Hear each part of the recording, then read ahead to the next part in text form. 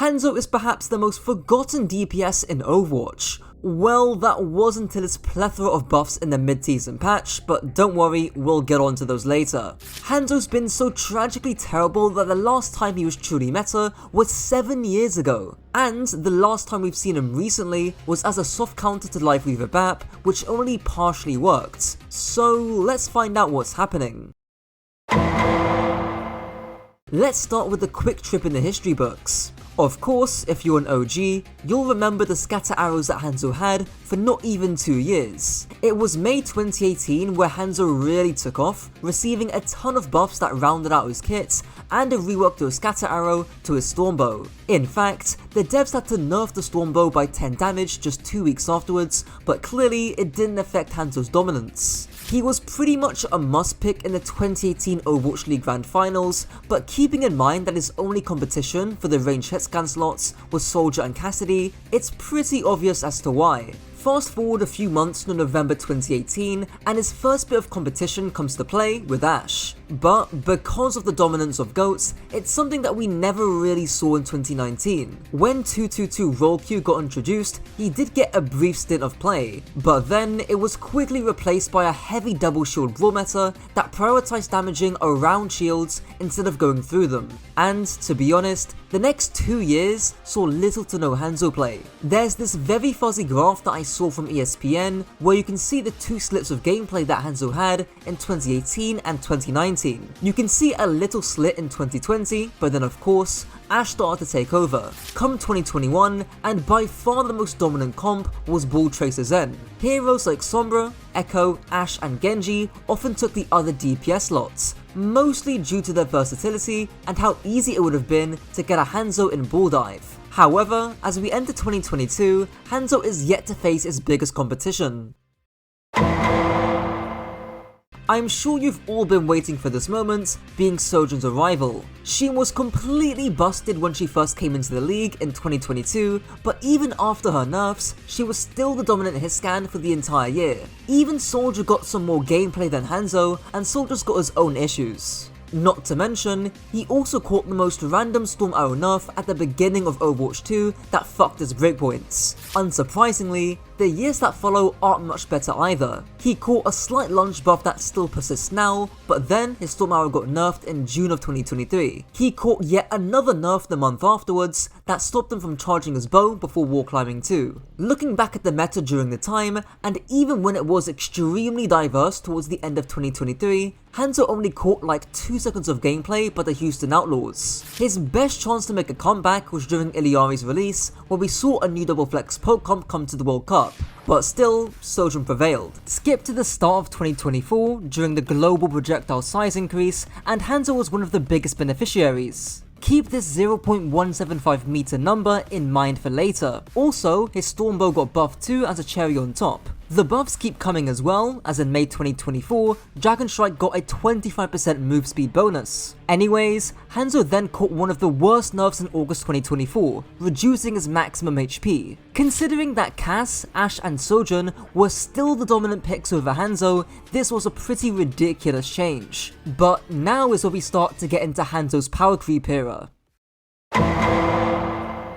This is where a lot of the Hanzo nerfs start to get reverted. First up, in September 2024, he gets his ability to one-shot squishes again, with the max damage on his bow being increased. The trade-off is that his projectiles go from that 0.175 number down to 0.1, and the time to fully charge has been increased by about 15 to 20%. In the month after though, Hanzo thankfully gets his HP nerf reverted, but that wasn't enough, as the month afterwards, his draw time got partially reverted, and Dragon Strike got a nice quality of life change. Of course, in February, earlier this year, all his perks came out, which we'll definitely talk about later. Then, in April, he got 2 buffs. One that reverted the nerf to his draw progress on Wall Climb, and the other that increased his projectile speed on Storm Arrows. Still, that wasn't enough, because in May, he got that draw time nerf fully reverted back to normal, as well as a small minor perk buff. And then finally, last Tuesday, he got 5 different buffs in one go, increasing his projectile size slightly, making his ultimate better, and buffing both his major perks.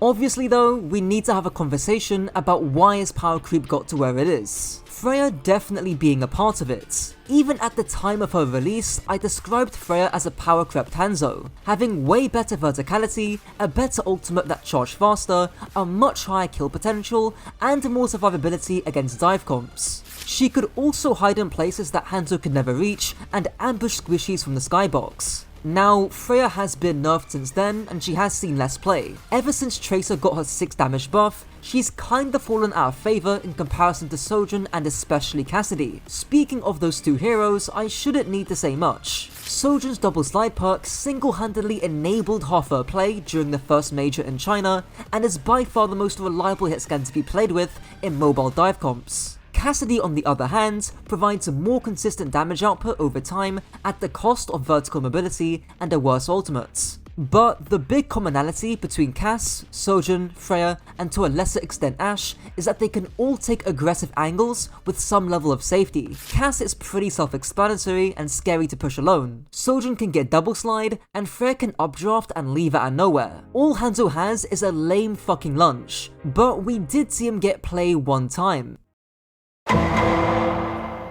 Now, I'm sure most of you already know that one time where Hanzo got play, specifically against the Bap Weaver. I briefly talked about it in my 5th or 6th Life Weaver video, but I'll do a quick recap of why we saw Hanzo being played. Firstly, his one-shot bypasses the majority of Bap Weaver's utility. In other words, you can't use Lamp if you get domed across the map. Secondly, Hanzo could zone or destroy Weaver's tree or Bap's window. It's definitely a lot more reliable to do now since that Dragon Strike's been buffed. And last but certainly not least, Hanzo's biggest weakness, being how squishy he is, can't get exploited by Bap Weaver. This was a point I didn't really elaborate on in that video, which is actually very important. If you look at more traditional backlines like Brig Ana, Hanzo can't really bypass or avoid Ana's nade. Hanzo also lacks the mobility to out-rotate and move away from a Lucio Kiri dive. In other words, Bap Weaver have pretty much no direct threat to Hanzo. Sure, you can play traditional dive DPS, but that's where your own frontline can just mark those heroes and they can never reach you. Despite all this, Hanzo still struggled. His one-shot mattered less if you missed the first shot because Bap could lamp himself and outduel you. Cass also can't get one-shots, and paired with Weaver utility, he can confidently win the duel up close. So let's look into this most recent patch and see whether he's gonna be any good now.